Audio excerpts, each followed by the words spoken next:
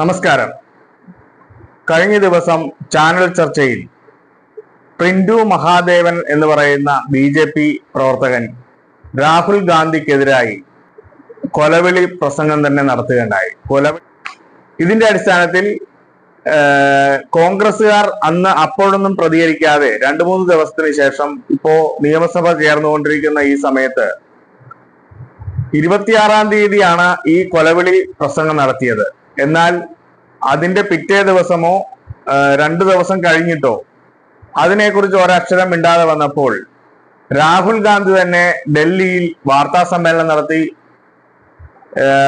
സമ്മേളനം നടത്തുമെന്ന് അറിയിച്ചതിന്റെ അടിസ്ഥാനത്തിൽ ഈ നിയമസഭാ സമ്മേളനം നടക്കുന്ന 29-ാം തീയതി നിയമസഭയിൽ ഈ കാര്യം ഉന്നയിക്കുകയാണ്.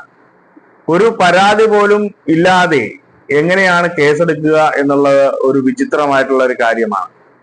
അതിന്റെ അടിസ്ഥാനത്തിൽ ഇടതുപക്ഷ MLA ആയിട്ടുള്ള യൂത്ത് പ്രതിഭ നിയമസഭയിൽ ചോദിച്ചു. ഇതൊരു ചാനൽ ചർച്ചയിൽ വന്ന സംവാദത്തിനിടയ്ക്ക് BJP-കാരനായിട്ടുള്ള പ്രിന്റു മഹാദേവൻ കൊലപ്പെടുത്തുമെന്നുള്ള രീതിയിലാണ് ആ സംസാരമുണ്ടായത്.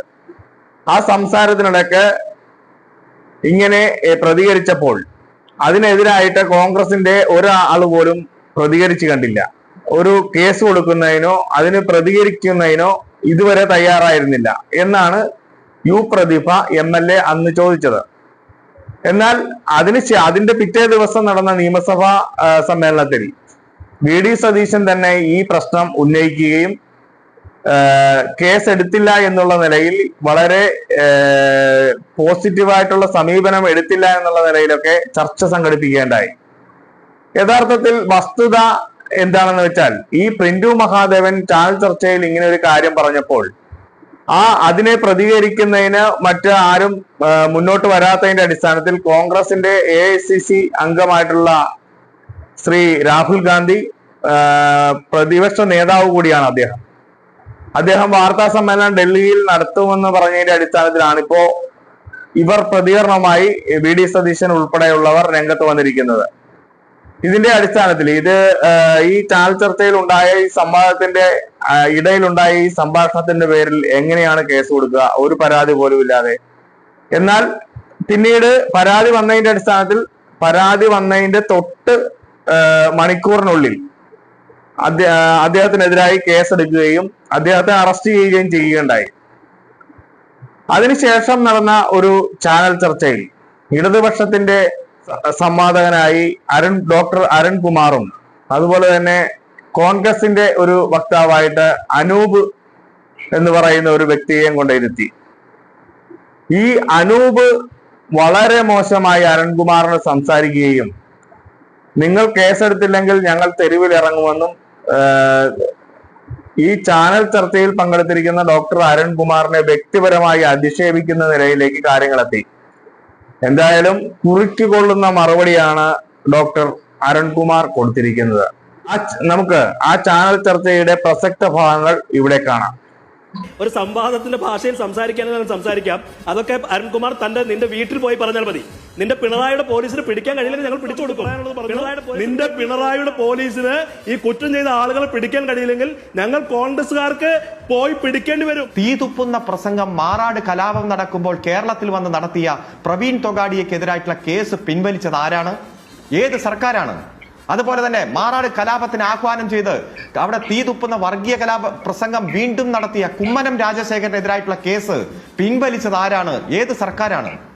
MG കോളേജിൽ പോയി ആക്രമണം നടത്തി നിരവധി പോലീസുകാരെ, പ്രത്യേകിച്ച് ഒരു CIയുടെ കാലിന് ബോംബെറിഞ്ഞ് ഒരു കാലിലെ 2 ഇറച്ചി മുഴുവൻ അസ്ഥി മാത്രമായി മാറി അതിന്റെ മാംസം മുഴുവൻ തെറിച്ചു പോകുന്ന സാഹചര്യം ഉണ്ടായിട്ടും അതിലെ പ്രതികൾക്ക് പോലീസിൽ നിയമനം കിട്ടാൻ വേണ്ടി RSSകാരായ പ്രതികൾക്കെതിരായിട്ടുള്ള കേസ് പിൻവലിച്ച് കേരള പോലീസിലേക്ക് സെലക്ഷൻ കൊടുത്ത സർക്കാരിന്റെ പേര് എന്താണ്? UDF സർക്കാരാണ്. ആരാണ് മുഖ്യമന്ത്രി? ഇതിങ്ങനെ പകൽ പോലെ നിരവധി ഉദാഹരണങ്ങൾ നമ്മുടെ മുന്നിലുണ്ട്. നിങ്ങൾ ഇതൊക്കെ കാണുമ്പോൾ അങ്ങ് ഭയപ്പെടും. അങ്ങ് മിണ്ടാതിരിക്കും. നിങ്ങളിൽ ഒരുവനെ കൊല്ലുകയാണെന്ന് പറഞ്ഞാലും കൊന്നു കളഞ്ഞാലും നിങ്ങൾ ഒരക്ഷരം ഉരിയാടില്ല. അതിനോട് CPM-നെ താരതമ്യപ്പെടുത്താൻ നിൽക്കരുത്. കാരണം നിങ്ങൾ പല സമയത്തും ഇത്തരത്തിലുള്ള അക്രമകാരികൾക്ക് കൂട്ടുനിന്നവരാണ്. അവർക്ക് പോയി വിളക്ക് കത്തിച്ചു കൊടുത്തവരാണ്, അവർക്ക് വഴി കാണിച്ചു കൊടുത്തവരാണ്. RSS ശാഖയ്ക്ക് കാവൽ നിന്നുകൊണ്ട് 250ഓളം CPM-ന്റെ പ്രവർത്തകരെ കൊന്നു തള്ളാൻ വേണ്ടി എല്ലാ ഒത്താശയും ചെയ്തവരാണ്. അതുകൊണ്ട് നിങ്ങളുടെ പ്രശ്നം നിങ്ങൾ പരിഹരിക്കുക, നിങ്ങളുടെ കുറവ് നിങ്ങൾ മനസ്സിലാക്കുക. ഇത് രാജ്യത്ത് തന്നെ ഉയർത്താൻ വേണ്ടി രാഹുൽ ഗാന്ധി ഡൽഹിയിൽ ഒരു പത്രസമ്മേളനം നടത്താൻ പോവുകയാണ് എന്നുള്ള വിവരം പുറത്തു വന്നപ്പോ നിങ്ങൾ കേരളത്തിന്റെ നിയമസഭയിൽ കൊണ്ടുവന്നതേ ഒരു പ്രമേയം. എന്തിയെ നിങ്ങൾ ഇന്നലെ ഇത് അവതരിപ്പിക്കാത്ത? ഇന്നലെ ഇതേ നിയമസഭ രാവിലെ മുതൽ വൈകുന്നേരം വരെ ചേർന്നതല്ലേ, നിങ്ങൾ അവതരിപ്പിച്ചില്ലല്ലോ. ഇന്ന് അതൊരു വിഷയമായി വന്നത് രാഹുൽ ഗാന്ധി തന്നെ ഡൽഹിയിൽ പത്രസമ്മേളനം നടത്തുകയാണ് എന്നതുകൊണ്ട് തന്നെയാണ്. ഇപ്പൊ AK ആന്റണി 90 വയസ്സ് കഴിഞ്ഞില്ലേ, ഒരു പത്രസമ്മേളനം വിളിച്ച് അദ്ദേഹത്തിന് തന്നെ ഡിഫെൻഡ് ചെയ്യേണ്ടി വന്നില്ലേ? നിയമസഭയിൽ ഇത്രയും വലിയ ചർച്ച നടക്കുമ്പോൾ ഇന്ന വിഷയത്തിൽ കോൺഗ്രസ് ഒരു അക്ഷരം പോലും ഉരിയാടിയില്ല എന്ന് പറഞ്ഞ് 90-ാം വയസ്സിൽ പത്രസമ്മേളനം നടത്തേണ്ട സ്ഥിതിയിലേക്ക് അറക്കപ്പറമ്പിൽ കുര്യൻ മകൻ ആന്റണിക്ക് മാറേണ്ടി വന്നെങ്കിൽ കോൺഗ്രസെ നിങ്ങളുടെ അധംപതനം എന്നല്ലാതെ ഒന്നും സൂചിപ്പിക്കാനില്ല. ഈ ചാനൽ ചർച്ചയിൽ വളരെ മോശമായി അനൂപ് ഡോക്ടർ അരുൺകുമാറിനോട് സംസാരിക്കുന്നത് നമുക്ക് വ്യക്തമായി കാണാം. കാര്യം, ചാനൽ ചർച്ചയിൽ പങ്കെടുക്കുമ്പോൾ അരുൺകുമാർ വ്യക്തിപരമായി ആരെയും അധിക്ഷേപിക്കാറില്ല. എന്നാൽ അനൂപ് എന്ന് പറയുന്ന കോൺഗ്രസിന്റെ ഏത് സ്ഥാനത്തുള്ള വ്യക്തിയാണെന്ന് മനസ്സിലാകുന്നില്ല. എങ്കിൽ പോലും ആ കോൺഗ്രസിന്റെ വ്യക്തി വളരെ മോശമായി അരുൺകുമാറിനോട് സംസാരിക്കുകയും വ്യക്തിപരമായിട്ടുള്ള അധിക്ഷേപങ്ങൾ ചൊരിയുകയുമാണ് ഉണ്ടായത്. എന്നാൽ കൃത്യമായിട്ടുള്ള മറുപടി നൽകി അരുൺകുമാർ അതിനെ പൊളിച്ചെടുക്കുന്ന കാഴ്ചയാണ് കാണുന്നത്.